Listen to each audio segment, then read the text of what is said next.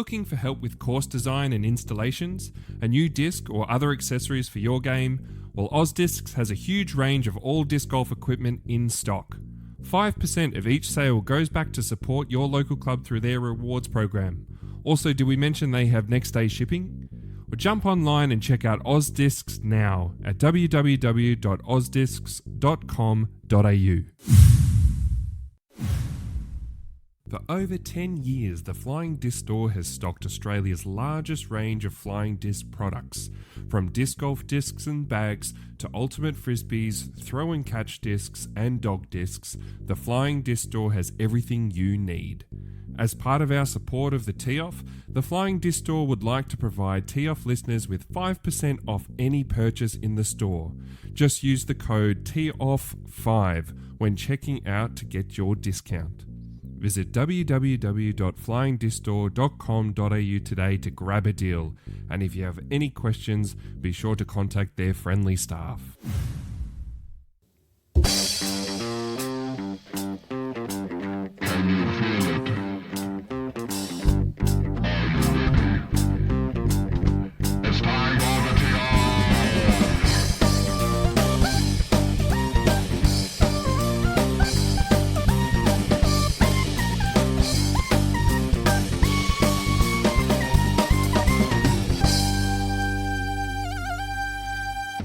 Welcome back to the Tee-Off, an Australian podcast about the awesome sport of disc golf. This is episode 93. My name is Paddy Robinson and I'm here with Timmy Bowen. Mate, it's the last episode for 2025. What do you reckon, eh? Mate, I'm absolutely stoked, to be honest. It's been a big year. We've played a lot of disc golf. We've talked a lot of disc golf. I'm pretty ready for a break and my favourite season, summer. Right around the corner. It's going to be great. Well, not a bad day to do it, to be honest, because it was over 25 degrees and there were still clouds in the sky, but there was blue in the sky as well. Cracking day, and I did not get out for a throw. Had a putt though. Yeah, shot some hoops in the backyard too. Managed to sneak out. Actually, random today went down and I met a bloke, Mike. He was telling me he's been a little bit in America, but he's originally from Germany, and just met him up at Deakin randomly. We had a round together. There you go. Yeah, super nice guy. He actually told me he's heading down to Hobart soon. I was like, oh, there's a couple of good courses down there, mate. And he's like, oh, I've heard about this Wallaby Hill. Oh, yeah. I want to hook him up. Get to Definitely. it. So, look out Hobart Disc Golf. I told him to hitch us up on Facey. So, super nice dude and can throw. Nice. Can throw. How's Deakin looking? Have they mowed it? Because last time I went out there, it was pretty rough and wild, but I think the mower man was getting around. Yeah, I saw the mower out today. He wasn't doing any parts of the course, but look, what's existing looks okay. Mm-hmm. Looks like someone's been out, probably Matt Hill or one of those boys has been out and started to put the tee pads and the stakes out for the bigger holes that go down sort of around the back for the upcoming Rudolph Riot. So that it's a little bit hairy getting around there, and I got to admit, I practiced a few of those holes. And I felt pretty nervous walking through about knee-high grass. All the snakes, mate. Yeah. They've been all about the snakes. Yeah, I didn't see any. I was there with Lloydie and was definitely on snake watch. Yeah. Didn't find any snakes. Lloydie actually found, you love this, because I'm very nerdy. You're nerdy as well. Yeah. Lloydie found a replica leaf brooch from Lord of the Rings. Really? Like the one that Merry and Pippin drop when they get carried away from the Uruk-hai. Yeah, oh, mate, don't quote 2000. That was too far. But it's like a perfect replica. I was like, Lloydie, that's a good find, mate. Wow. I saw Shawnee Freeman was sussing it out over the weekend because he was down in Geelong and he's like, can I have this, Lloyd? Oh, right. That's unreal. Very cool. Is it like metal and everything? Spot on. Yeah. Right. I think someone must have had a Halloween costume. Or maybe there's been hobbits getting carried away and they were leaving a trail and unfortunately they're never going to be found because Lloydie picked it up and took it home. But all right, let's start running. They're taking the Uruks to Isengard. The hobbits. Unreal. Well, it has been nice. The upcoming Rudolph Riot looks like it's going to be a bit of fun. And, mate, it's just exciting to play a longer layout at Deakin. If we get weather like today, that'd be absolutely amazing. Anyway, if you haven't signed up for Rudolph, have a look at it. And get on it. Time. And there's lots of space because they're running the Ryan Nicholson 2-dayer. Mm-hmm. Heaps of space. The patented Ryan Nicholson 2-dayer. I love it. Yeah. where it's great weather on the Saturday and shit on the Sunday for us. That's it. Yeah. Anyway, mate, that's enough about Rudolph. We had an enormous event on the weekend. We had the Australian Disc Golf Championships presented by Prodigy. We'll have to get into the recap pretty soon. We're going to be chatting to Caelan Harramis today. Yes. And also, given it's our last episode of the year, we thought we'd do something a little bit fun, and we're going to have a look at some disc golf songs. So pretty stacked episode. Unreal. Well, let's get into it. What's news round the world, round Australia? What's news? What's happened and who's spoken? All right, well, there was nothing really else around the world, to be honest. It was all happening down under over in Perth with the Australian Disc Golf Championships at Mundaring. So Presented by Prodigy. You forgot that bit. Oh, sorry. Presented by Prodigy. It was pretty good. Did you see the tournament stamp disc, Paddy? The Kookaburra discs? No. Mate, amazing. Yeah. I got Rhino hooked me up with a couple. The Kookaburra.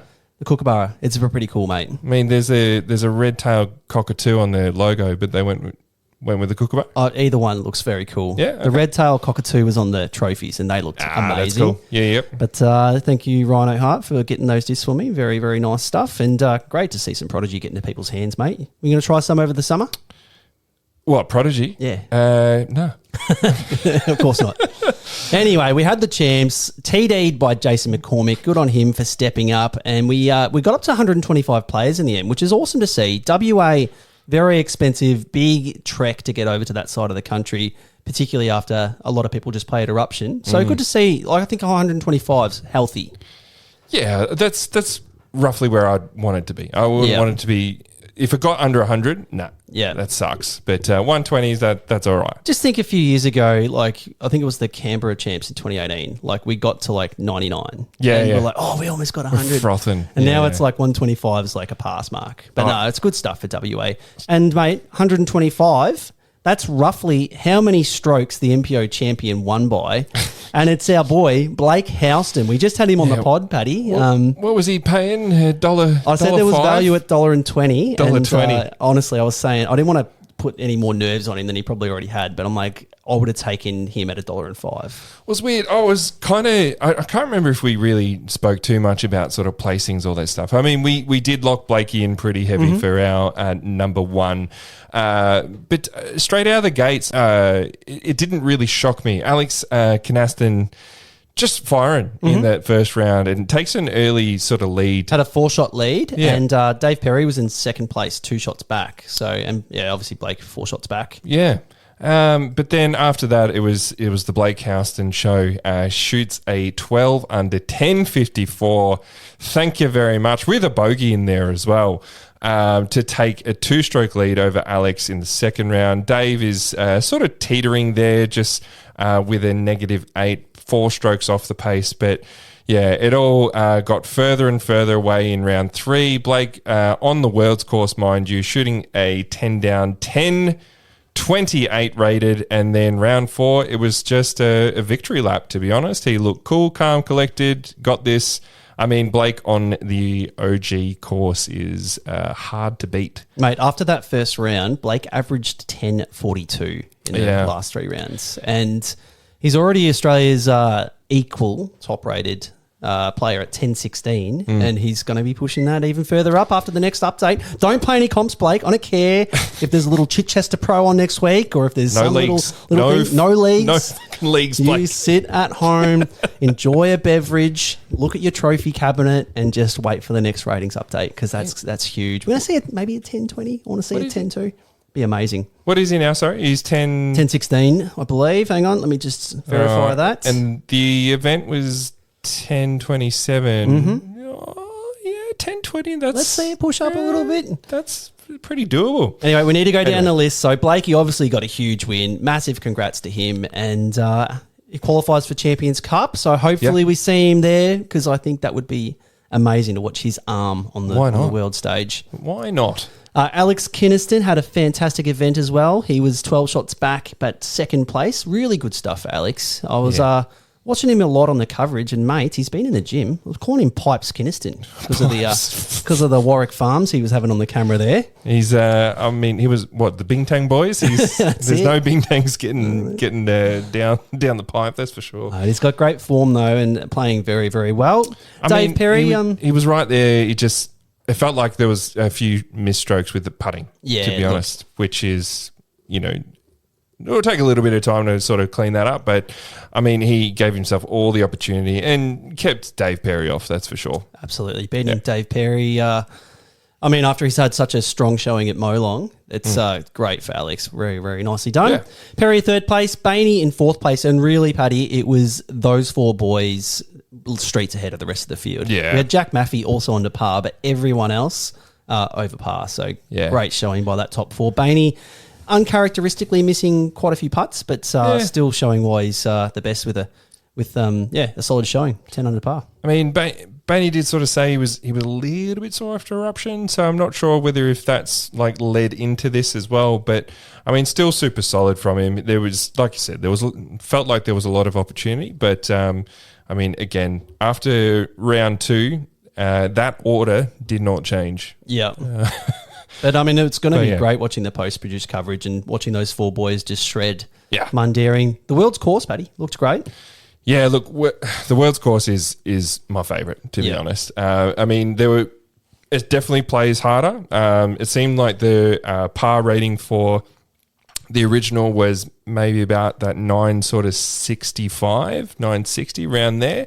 But for Worlds, it was sitting at 982. So easily, a couple strokes harder there. And I don't know, that just feels like there's a little bit tighter lines. I like that it's a little bit more rough, to be honest. Sort of sets up for a bit more scrambling. I feel like the gold layout is kind of like, this is where I need to be, and you don't really end up in the crap that much. A lot of backhands too. A lot of backhands as well, yeah. There's a lot more change in the world. So, I think me personally, I would have liked to have seen the MPO maybe even go 3 rounds on the worlds and just the 1 on the original. But just the 1? Oh, it kind of makes sense to play. If you're going to have 2 courses to play, 2 and 2, don't you think? I mean, yeah, I suppose it does. But being that was significantly more difficult on the worlds, maybe that's something they could do moving forward. But the Worlds does have a significantly more exciting hole 18. 100%. And that just caused so much drama. We'll talk more about that at the end. I'll better shout out all the divisional winners though. Yep. So we'll move on to... Just quickly with MPO, I just wanted to shout him out. Ryan Hart. So he finishes up, starts his tournament, unfortunately. Mate, he blew out with a 10 Bowen on the first hole. Double digis. Yep. I put that in the chat. I'm like, oh no, Rhino, that's not a good start. And I think it was Camille or someone said, oh, hole 1's really hard. There's OB left and right. And then I had a look at the stats. I'm like, nah, he 6-putted. I mean, but like he ends up with a +4 for that whole round, which is amazing. Like you started at 5 over and he's pulled it back pretty significantly. And apparently almost albatrossed. Yeah, so, that wasn't until round 3, but I wanted to shout him out. So, in round 1 on the World's course, hole 9, he takes an eagle, which is stupid in itself. Like, hole 9 is, I don't think that's an eagleable hole.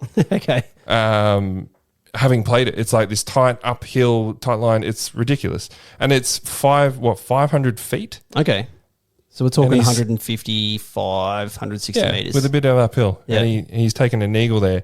And then in round 3, when they're back on the World's course, he eagles it again and then goes to hole 10 and thank you very much, I'll just eagle that as well. Back-to-back eagles. And apparently, chained out. Chained out, yeah. For the albatross, mate. Yeah, which is insane. Like, I mean, it's 550 feet. I'm only saying that because that's what it says on PDJ, but I think that's roughly about 160, 170. Insane anti-flex over a massive ceiling downhill. It's got a, backhand. It's got to flex out, come back and land in amongst trees, Tim. It's insane. Craziness. He could have been Aussie Philo. Rilo Hart. We're going to make that stick. That's Rilo amazing. hard. But shout out to the guy. He was sort of sitting in. He just dipped out of the cash, unfortunately, in that final round. But there weren't too many people with eagles throughout MPO, and he snagged at least all of them. So. He's undoubtedly an absolute weapon. His ceiling is probably as high as anyone in Australia, including our champs in Blake and Alex. Did you see him on with Reese as well? He was getting the radar gun out. He was having like the tech 70? disc. Yeah, tech disc. Saw like a 69 mile an hour forehand, which is pretty elite. Saw a 72 backhand. Yeah, backhand. well. But 70, getting the 69, 70 with the forehand is elite. Yeah. Anyway, we need to shout out the winners, Paddy. Yes. MB40, Ryan Johnson took a one-shot win over Patrick Wilson with Noisy rounding out the podium and Chris Finn in 4th place, Mikey Yu in 5th place, tied with our boy Jareth Sweeten. Oh, mate, I was so happy to see Big J over there playing again. Hadn't played since 2023, Paddy. Oh, well, he's had this elbow issue, shocking elbow issue, but he's got that fixed now. I think when he was overseas, he got a little bit of the hunger back with Cassie and watching Blake play a bit as well. So great to see Jazz back on the scene. Had a very rough last round and the end of round 3, but he was like he was tied with Ryan Johnson at one stage. He was right up there. There was a point I was looking through the leaders and I was seeing 2 Sweetens in MP40 and FP40. I was like, oh, here we go. But good to see him back on the scene, that's for sure. Hopefully we see a lot more. But back to Ryan Johnson. I think this is his third. His third champs win. He won MA1 at Tunnel Ridge. He won MP40, I want to say, at the Molong one. Mm-hmm. And then he won MP40 again here. Yeah. Elite stuff. I mean, he finishes up with a 3+. They play the exact same course. That would have got him 6th in Open as well. So, really solid performance by Rye. Again, shout out to Matt Green on the 18th green, giving us a live chat. Oh, yeah? And we got to watch. They both stuck the iron because they were one shot separated. Paddy Wilson put it to about 5 metres. And Ryan Johnson put it to about where Caelan Harramis got his putt from. Yeah, right. About 6-7 metres off to the left. And Ryan Johnson clutched up, hit the putt for the walk-off win. That's amazing sick. stuff. Unreal.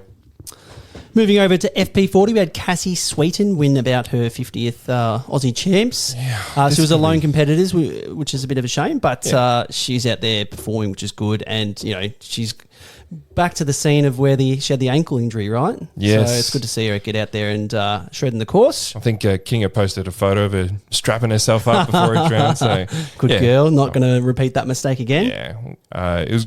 I'm sure there was a bit of a revenge coming back to it. So, it was good to see.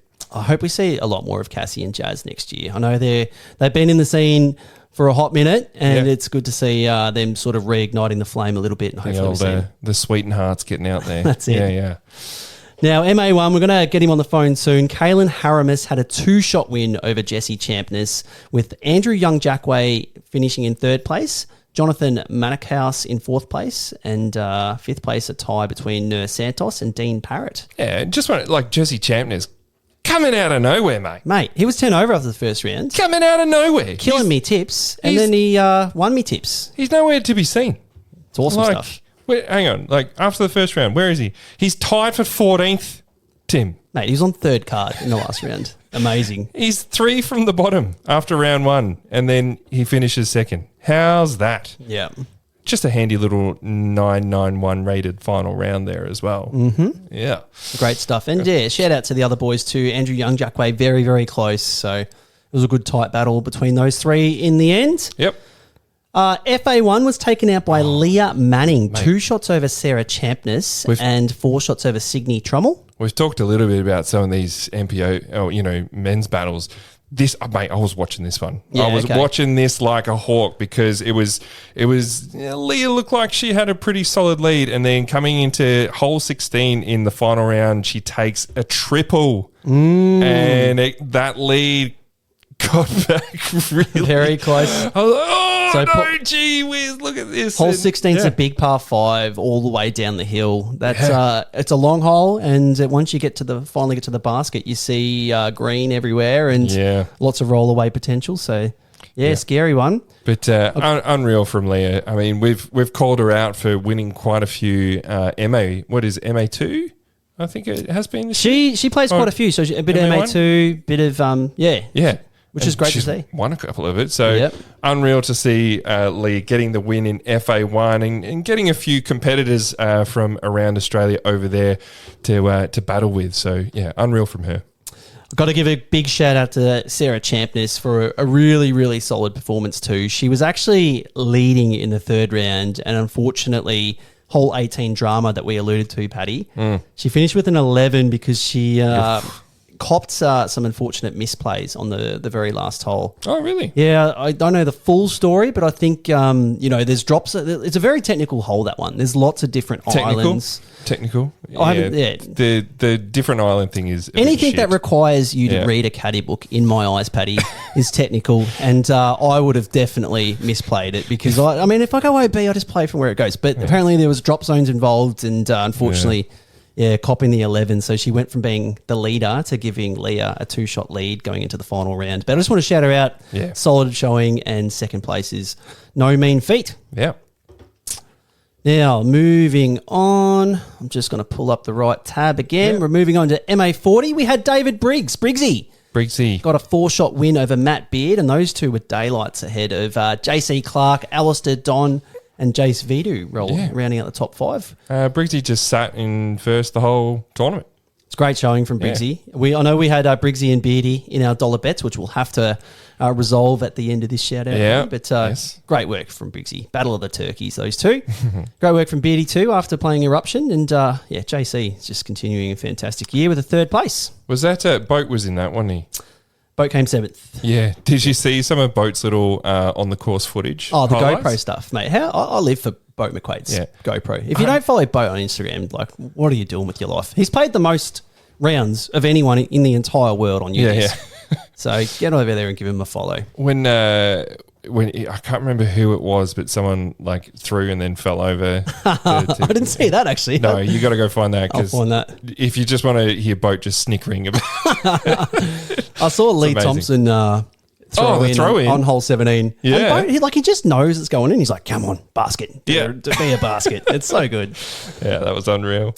FA40, Joanne McCamish had a 21-shot lead over Margaret Trail with Michelle Juarez finishing the podium there. Yep. Great work by Joanne. Joanne and Leah, recent additions to the Heiser Flight team and absolutely smashing it, Paddy. There you go. Nice one.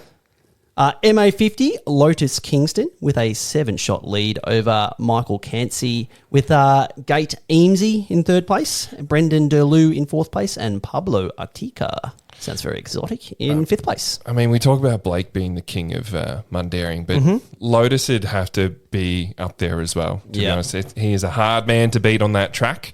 And unreal, he's locked away an MA50 championship. Such a nice dude, Lotus. Yeah, Lotus, good fella, as is Michael Cansey, and good to see him get a 2nd place at Champs, playing some very solid disc golf. I can't remember what Lotus came at Eruption as well, but he was there playing that, and I think he came 6th at Eruption. There you go. So, good showing there. That's it. Moving on, FA50, Janet Cartwright had a win over Tanya Behan and Tanya Leanne, so she took on 2 Tanyas and came out the victor. So well done, Janet Cartwright. MA2, Jeff Halbrin, good win for Jeff. He had a 1-shot win over Travis Ho. And Dobbsy, our boy Dobbsy in 3rd place. Great stuff there. Yeah, solid from Sean. We had Gethin Barden and Jack Tonsing round out the top 5. That's I want to get the story on MA2 because looks like Jeff was 1 shot down going into round 4 and finished with a 1-shot victory. So great stuff, Jeff. Would have been pretty tight in MA2. FA2, Kate Eldridge had a win over Julie O'Donoghue. So great stuff, Kate. I wonder if that's her first Champs. We'll have to have a look into that. MA3, Jan Sear had a 8-shot lead over Chris Barr with Mark Stevenson and Tobias Webber and Ian Turton rounding up the top 5. I think, Jan, he had a very, very solid got 6 extra shots on Chris Barr in the final round, so that's a really, really good finish to the comp. 59 on the golds. Is it on the 919 rated event? Yeah, great Pretty stuff. Solid. Yeah. I'm hearing MA2 bells for Jan. That's great stuff. That's Worth a jump. FA3, Grace Irwin had a win over Crystal Goscombe, and MJ15, Melbourne's own Marcus Davies with an 8-shot win over Tasman Shore. That would have been a really good battle in MJ15. I mean, we're talking about a couple of little up-and-comers, but... Mate, 9.32 round Marcus, 4 for Marcus. Here he comes. That's huge. 9.32. I know he's... How old is he?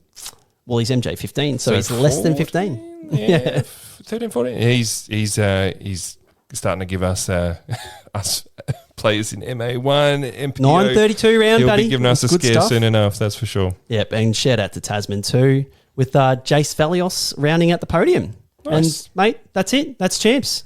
Now, I did scan through. I was like, usually in these big events, I want to see if there was any aces. And Tim, there was not. Aceless. Well, we had Alex Kinniston. He aced 17 in practice. Saw that on the Instagram there. Yeah, that was cool. And I guess the closest we got to is Ryan Hart. I think that's the big shout out, back-to-back Eagles. That was pretty solid. That's amazing. Now, mate, it'd be remiss of us not to say just a big shout out to Parks Media. Oh, yeah. Because the live coverage and ADG for, supporting and getting the live stream, because it's so important. They were having, over 100 concurrent viewers, and more than that if you count. I had like 5 people in my living room watching it, so I only count as one viewer, but there was about 5 of us. Like, that's amazing. Like, everyone was absolutely glued to it. The chat was popping off. Matty Farina, Jace, and our boy Dean Feely, mate, out of nowhere. I'm so glad he's alive. To be honest, I called up the police station after. I'm like, look, you can cancel the milk cartons. Dean Feely has been found. I thought they were doing the comms from WA. I'm like, Dino, I haven't seen you for yonks, and you fly to WA to do the commentary. No, but the Parks coverage and like Ash and Kyle and the other catch cam helpers they had, like the live stream was amazing. Yes. It was so fun to watch, and replays and everything coming so back. good. Yeah, so good. And look, the commentary at times it did have me cracking up. I did enjoy a few of the moments. The naming of the holes and everything, that was a bit of fun too. So they've done a really solid job and just polished that product year after year. So good, mate. It's hard enough to like find the words to fill 30-minute segments when we do the post-produced coverage. These boys are talking for 4 hours. I know, you always seem to find something. That's it. I could talk until the sun goes down. But those boys, like, they're almost Tour de France, like, in the terms of, I could just listen to those two fellas and Dino chime in with their quips, and it's just, it's good viewing. So well done, boys. It's great work with all that coverage. What do you think, like, the next step up is? Is there anything? How do you make it better? How do you make it better? Yeah. I didn't just do more. Like, that's it. Just more keep, live? Just keep doing more of that live stuff. Yeah. I mean... Be cool to see a couple of those big events, like a bit of a live eruption. That'd be cool. Well, I saw someone, there were a few, like, international viewers watching it. They were asking, like, what is this going to happen for... like the Australasian Open. I don't think so. They're just doing post-produced. So, I don't know. Get in touch with the Parked boys. I'm sure they'd love to go to New Zealand and cover that event, because the live stream, it's just awesome. Same as Disc Golf Network. Yeah. Like, people just want to watch it in real time. Yeah. Be involved with the chat. Feel a part of the event even though they're not there. It's awesome stuff. I'd love to see a bit of a roaming Brian on the ground. I think that'd be a bit of fun. Ash should be a good roaming Brian. Just Mike and Ash up. That'd be pretty solid. Now, having said all that, make sure you tune into the post-produced stuff, Paddy, because we're putting our voices on it, and I don't want to do it if we're going to have 5 people watch it because they already watched the live stuff. Yeah. But please. Before that, we got a smash out eruption this week as well, so that should be pretty fun. It's going to be a busy week. But, mate, that's Champs done and dusted for another year. Where are we going next year? Where is it? It's Canberra, isn't it? No, I think it's Adelaide. Isn't it South Australia? Well, I was doing a bit of mental maths, right now. You put me on the spot, Tim. I feel like it's South Australia's turn. I think it's in South Australia because Canberra. Okay. I don't know. No, we really should know this. We should know this. Let's look this up. I did hear South Australia because it was like a talk of whether it was going to be an eruption or whether it was going to be a separate event. You can't have 2 majors in the 1 year, apparently, in the same state. Right. Which doesn't make any sense to me. But it doesn't make any sense. Yeah, I don't know. Wherever it is, we got to go there because it felt bad missing this one. Well, either way, I kind of hope it's in South Australia because here's a chance to change one of the events. Like, okay, it's usually shit weather for the eruption. So either you tweak that to a nicer weather month, or can we please move Champs out of November? Tour Down Under is going nuts. Let's move it to the early months of the year and line it up with them. I don't know. Like maybe it's worth a tweak, but yeah. If it's in South Australia, where's it going to be? That's the question. And look, they've got lots of options. They've got Bel Air. They've got, I really like that Salisbury. Was it Salisbury? Salisbury was pop-up fun. course. Yeah, I reckon you could put a real tight 18 out there. Yeah. Obviously, I'd love to see it at Bel Air though. Bel Air would be sick. That would be sick. Yeah. You could go hard with that. It's got the campground right there too. Last time they had it in South Australia, it was at Crater, and there was the Crater Lakes course and the pop-up course at the Blue Lake Golf Course. Yeah. Which was fun. I remember that being quite fun. Yeah. I remember sucking at it because I didn't have a practice round. Yeah. I had no idea where I was going. But, I remember it being fun. Yeah. Oh, I enjoyed that one too, from memory. It's hard to go past Eruption for South Australia, but I'd like to see it in Bel Air. Eruption's got, Crater's got its event. I'd like to see it in Bel Air. Me too. That'd be cool. But well, maybe that'll get released over the next couple of weeks. We'll see if we're right or wrong. All right, and Timmy, before we finish up, we have our dollar bets for Champs that we need to get back into and finalise. So first up, we had Bainey versus DP. Yourself took Bainey. And I lost by 5 shots to DP, 11 down. So hang on, sorry, I'm in the wrong thing. 4 shots, but DP got the chocolates there. So that's $1 for me. Cha-ching. Then the next one we had was Mikey versus Maffey. Ooh, that was close, but you get the chocolates there by 5 shots again. Maffey 1 under par, Mikey Hare 4 over. Maffey, that's $2 for Paddy. He had a good last round, Mikey Hare too. I like this. And then we jumped down to the MP40 boys and we wanted the battle again. RJ versus Finney. You had RJ, I took the Finn, and obviously Ryan got the chocolates. So just by 17 strokes. Come on, Finney. Mate, RJ. He designed the course. 3-time Aussie champ, mate.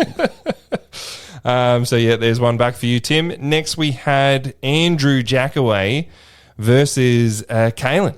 Oh, and Caelan won it, so you gave me Caelan on a string, and mate, there's only 3 shots. Andrew Young Jackway was right there. Here's my boy. He won me the playoff, the decider in the last time we did dollar bets, and he's got it for me now. So the difference was hole 16 and 17 in the last round for Andrew. He was going to be there, but those holes got him. Yeah. And then the final one we had was Signia versus Anita. Actually, did you see Anita turn 18 over the weekend? I did that. How funny was that? Yeah. She brought the parent guardian consent waiver slip that you have to sign when you're underage at a tourney to Jason. He ripped it up and then he gave her a little bottle of wine. Yeah, how good's that?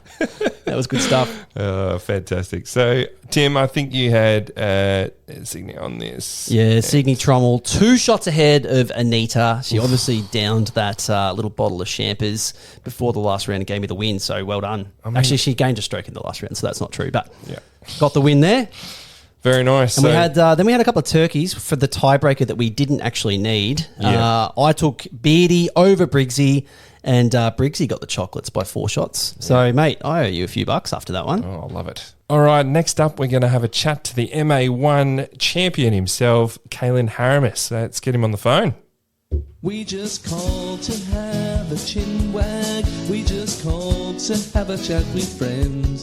We just called to talk some disco and to catch up on the latest disco trends. All right, and on the phone we've got the MA1 champion himself, Timmy. It's Caelan Harramis. His debut on the pod too. Welcome, Caelan. Thank you for having me.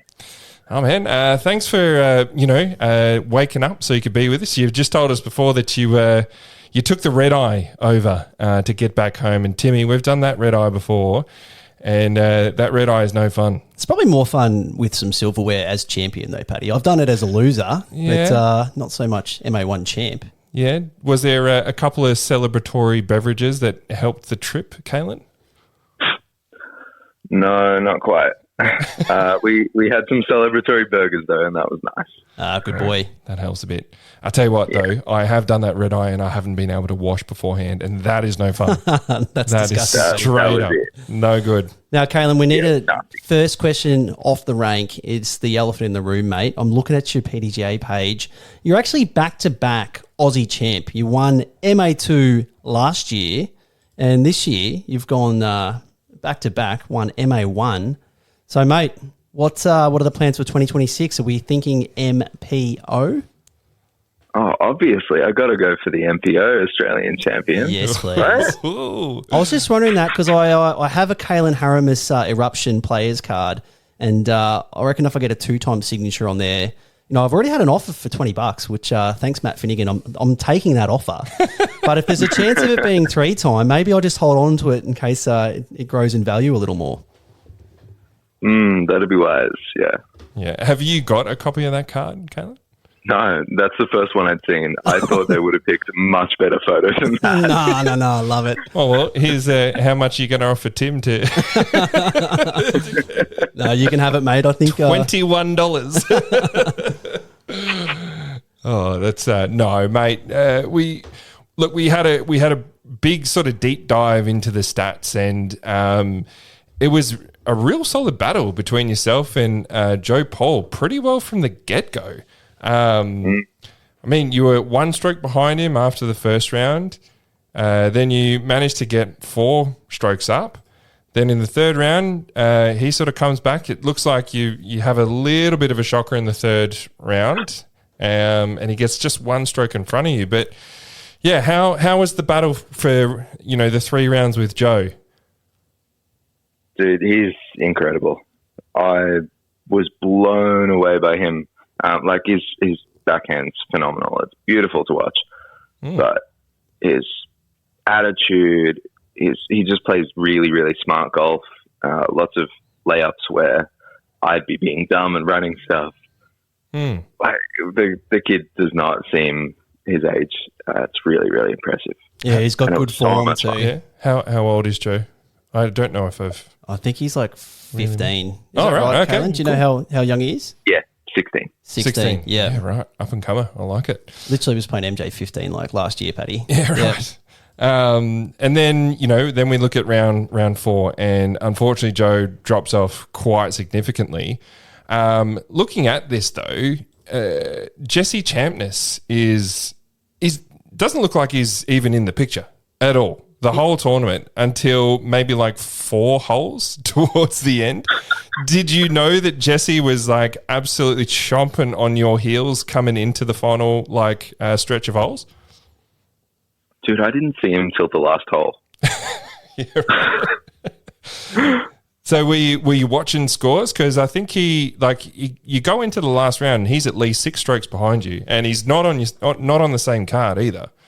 So were you aware? Were you checking scores? Did you know what kind of lead you had? Because I think he gets about one stroke up to you. He started on the third card.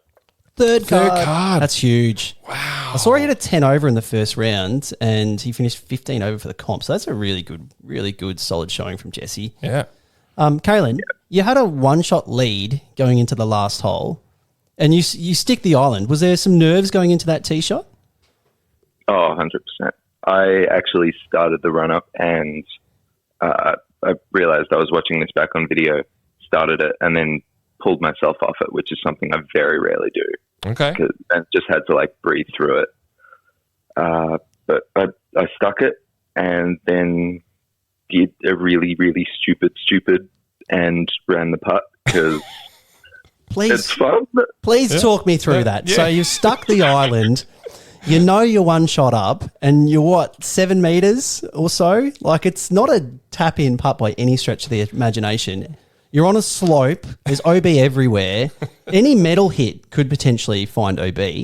And you go, yeah, I'm going to run got this. Run or die, baby. Caelan, please. What was going through your head there? Well, my full intention was to lay it up, and everyone was telling me to lay it up. I had 2 caddies, Marcus and Ross Davies. They both were saying they would denounce me as like caddies if I didn't lay it up. And you took But that I walked personally. up to it. Yeah, I did. I walked up to it, and the basket just looked massive, and I thought, I'm going to feel like such a loser if I just lay this up. And I want to play. I'm playing MA1 for fun. Like, it's not like I'm winning the MPO championship. So I may as well have fun. Yeah. Well, mate, enjoy those extra 8 rating points that you earned with that putt, because that was absolutely ballsy. I can't believe you ran that. When we're getting live feed from Matt Green. So shout out to Matt Green and Sean Dobbs. They were calling us so we could watch it.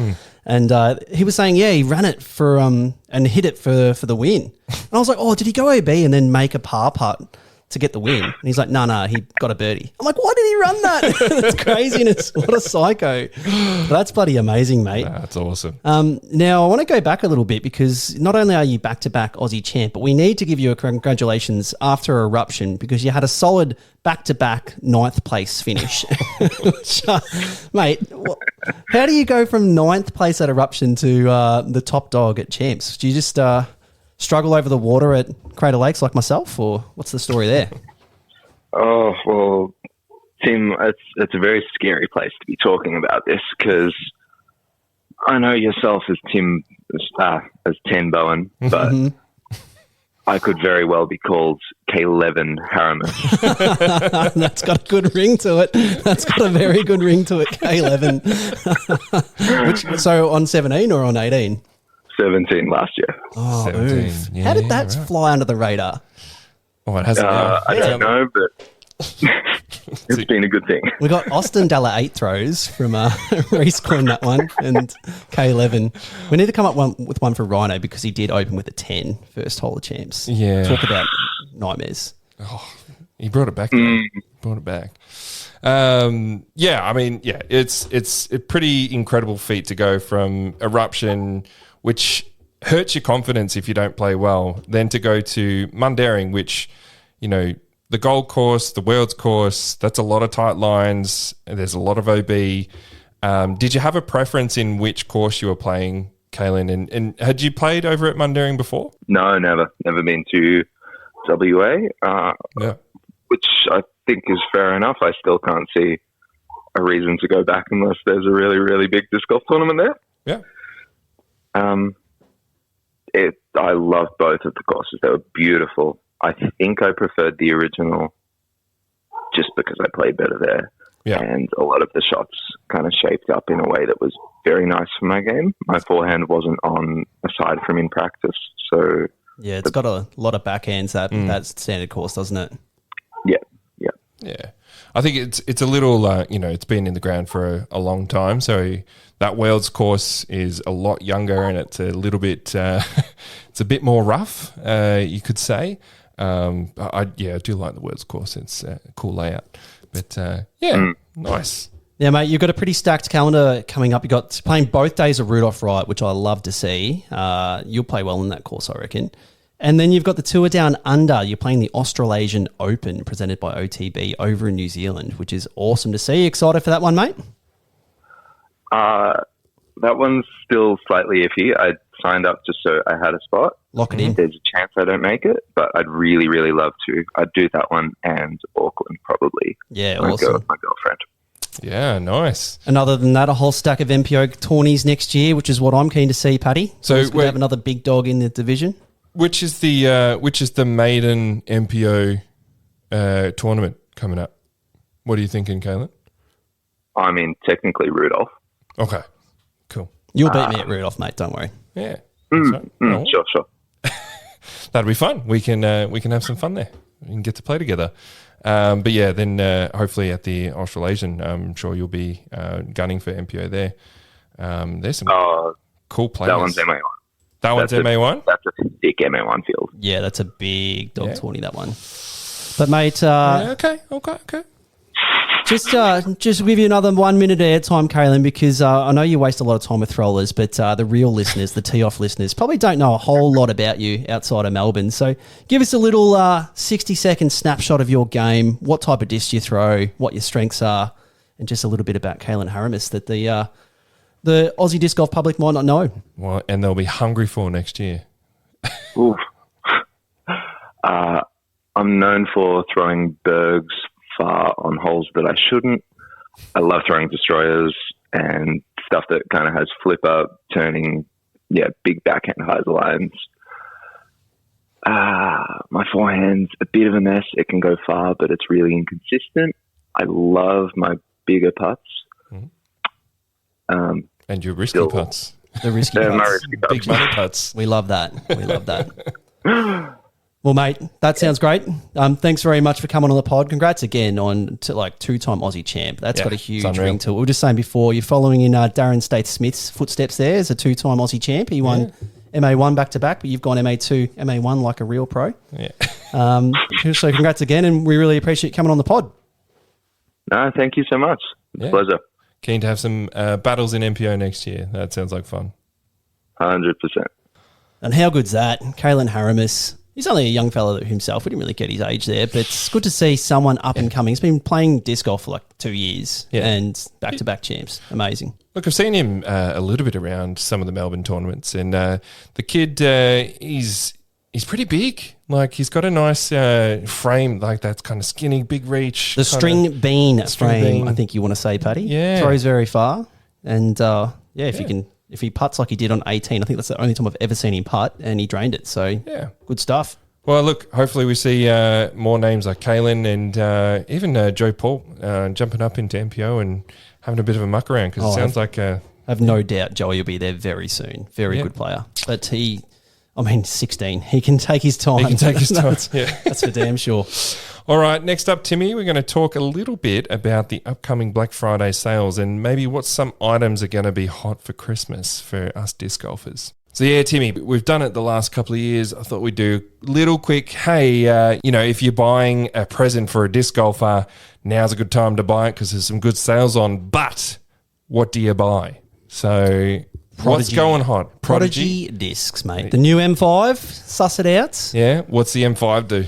It flips over like mad, so I will not be throwing it. But I'd like to throw it once and then enjoy the understableness of it. Maybe it could be my mid-range backhand roller, but yeah, she's a flippy mid. All right. So fuse kind of style or even flippier, do you think? It looks potentially flippier than the fuse. Yeah, right. So, yeah. Okay. Oh, well, if there's anyone, lower speed or arms, that type of thing, that needs a good mid range, there you go. There's some Prodigy stuff. There's a fair bit going on Latitude at the moment. They've dropped a whole bunch of new discs. People seem to go crazy for the disc with the stamps from Disc Golf Valley. Okay. So I saw they dropped a whole bunch of that sort of stuff. Yeah, right. We should really get Fergie or one of our sponsors on the show and see what's going hot in the shops. But what would you like to get, Tim, if it was a disc golf related present? Mate, I don't know if it's Black Friday. Flyday. It should be called Black Flyday for disc golfers. I just misspoke and came up with a little jingle there, Paddy. Black Flyday. I don't think it was part of the sales, but the Discraft Battle Pack. I saw Disconnection. Reese was filming people opening those over at Champs. Battle packs, mate. That was very enjoyable viewing. I don't know if I was the only one watching those, but I was enjoying those. So thanks for that, Reese. I mean, I've gone down a bit of a rabbit hole of Pokemon opening. Well, this is a little bit like that. What's in the Battle Pack? So I think it was 2 Lunas, a Macbeth and a AB one. Yeah. But all sorts of different stamps and foils and things. Yeah, okay. And Big Ed Headline just ripped and got 2 black on black, which if you know anything about collector Discraft stuff, that's money for jam. Yeah, right. So Ed, don't throw those straight into trees, please. Look after those discs, put them in the sandwich bags, and keep them on the shelf. They'll be collectible for sure. Yeah, right. So that's what that kind of stuff is right up my alley. Just the exclusive, chuck some rare foils out there. It is like the Pokemon cards. I love that sort of jam. I mean, what any good stocking stuffers, anything like that? I don't mind a little chalk bag. I mean, that type of thing. I've got a dozen chalk bags at this stage, but get out there and support the local ones, the tacky sacks and the rat sacks. Yeah, they'd be good stocking stuffers. Yeah. And other than that, I don't really know, Paddy. Yeah. Always some unique minis if they're going out. You can find that sort of stuff. But I think even a voucher for there's plenty of the stores have vouchers available. If you want to drop some cash, maybe a basket. Mate, just pick up. That's pretty cool. Just pick up beginner sets. Everyone knows somebody that you could just get a KK gift for, and Yeah. Beginner sets, like, what they cost you? $40. You get 3 discs, get someone into the sport.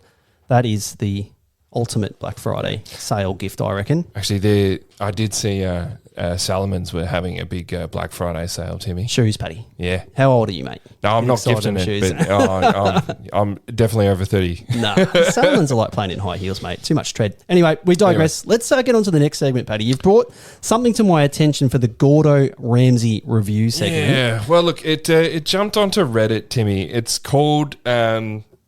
it's a Doomsday Discs product. Now, I think they call it the oxymoron, and they've named it synthetic cheese because it kind of looks like an it's American a craft cheese. single, mate. It's a craft single. Yeah. It looks like a piece of cheese, and but apparently it flies, and it's square. Yeah, and the guy who posted it was like, "Oh, this thing's amazing. I want to hear some love for it." And I was like, "All right, Tim, share some love for it." So No. here's a photo. I thought this is right up your alley. I've seen it, Paddy. It's the ultimate trash, mate. The dead set looks like a piece of melted American cheese. Yeah. And it apparently needs 5 flight numbers because it no matter what angle you throw it on, it flips. It looks like it's going to flip all the way over and then it comes back. Yeah. And then it basically just falls out of the sky. So it probably flies like a piece of American cheese too. Mate, really. That's just so trash.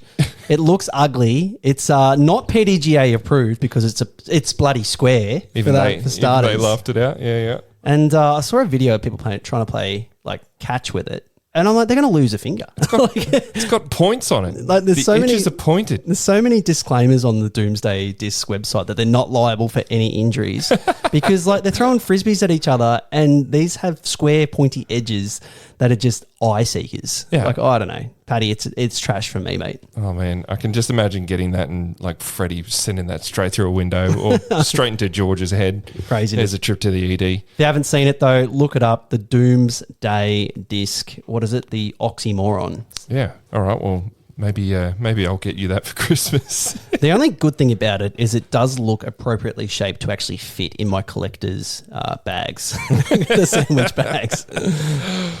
Now, Paddy, this is our last episode for the year, mate. And I want to finish with something special. And I want to give a shout out to Andy Wiz for this idea. He said, bring up some of the disc golf songs. And he sent a couple in to me that I actually hadn't heard before. Okay. So given this is our last episode, I thought we'd go out on a bang and we'd have our own little Simon Cowell disc golf song review segment.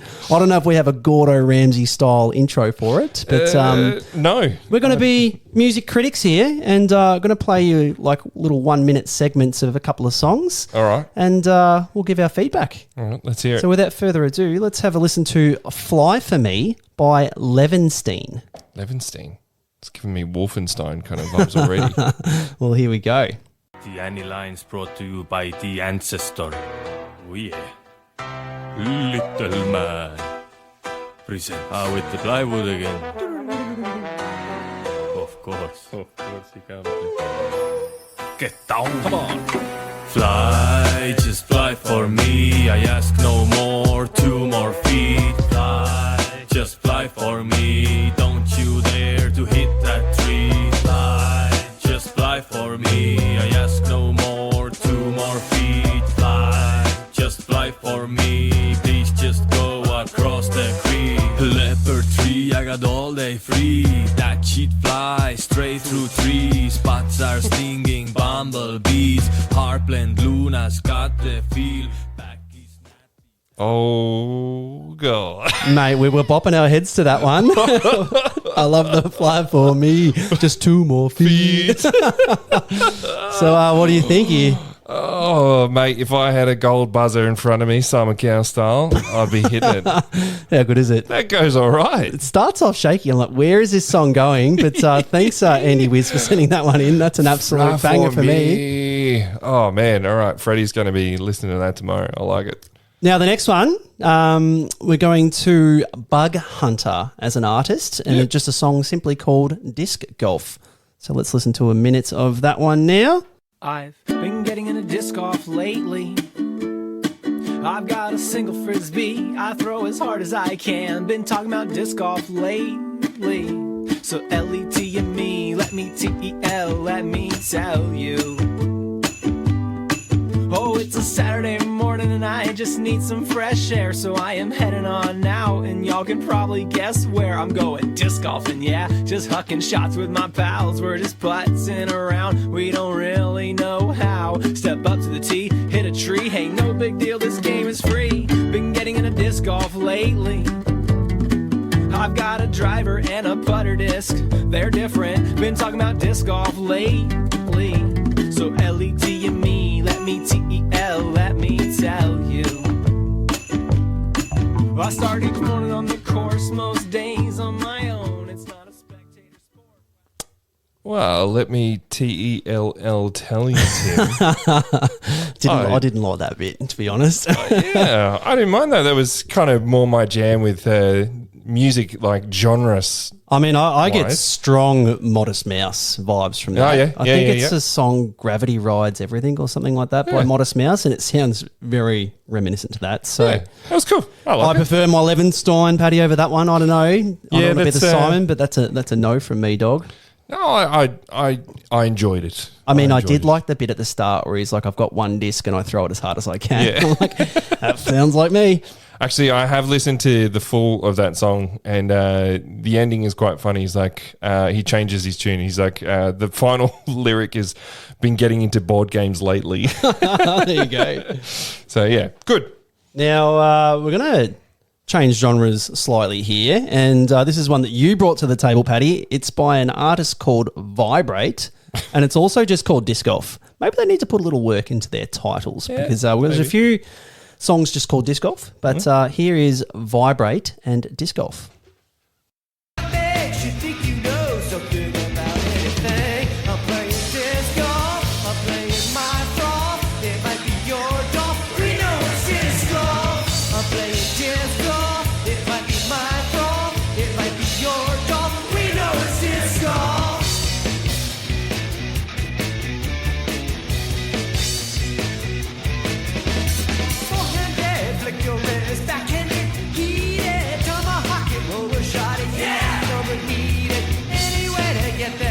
Chain gang is pleasing. Don't be mad, don't be sad, even when it's outside freezing. Yeah, that's all right. I don't mind that. Different sort of tune, hey? Very fast paced and Bit more a bit rocky. a bit of a rock anthem. That one. I Didn't don't mind mind it. Yeah, I'd put that on my disc golf playlist. Sure. I like that one too. Now, we're going to go back a few years to one that we had back in the day, Paddy, and we already love this one. It's a bona fide banger. This is, of course, Socky Bomb by Titanic Cryvanic, and there's nothing else to say about this one. It's an absolute bona fide banger. Why you threw a putter when you should have threw a driver? You missed the Mando, gotta go to the drop zone. You hit a tree, now you're shooting three. Coulda had bar, but you shot too far. Cause you ain't Ricka Ricka Ricka Ricka Ricka Wasaki. Ricka Ricka Ricka Ricka Ricka Wasaki. Ricka Ricka Ricka Ricka Ricka Ricka Ricka Ricka Ricka Ricka Ricka Wasaki. Ricka Ricka Ricka Ricka Ricka Wasaki. Ricka Ricka Ricka Ricka Ricka Wasaki. Ricka Ricka Ricka Ricka Ricka Ricka Ricka Ricka Wasaki. Try to throw a hyzer, but you threw it in the ground. Overstable, understable, still out of bounds. Max weight destroyer, I thought I told you. Think you're under par, but you threw it in the water. Cause you ain't Ricka Ricka Ricka Ricka Ricka Wasaki. Ricka Ricka Ricka Ricka Ricka Wasaki.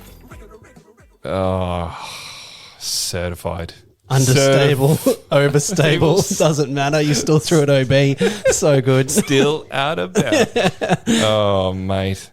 If there's any disc golfers out there that are trying to put their wives in the mood for the evening, there you go. There's your song for it. You're getting down to Socky Bomb by Titanic Cryvanic. Oh, but mate, there's 4 disc golf tracks for you. If you know any others out there that we don't know about, please send them into the pod because we'd love to go through them. That's they're funny to listen to, if not actually quite good music at the end of the day too. Yeah, I've definitely heard worse. But Paddy, that about wraps us up for 2025, mate. It's been fun doing the pod with you this year. Well, yeah. Thanks for another year of the tee off, Timmy.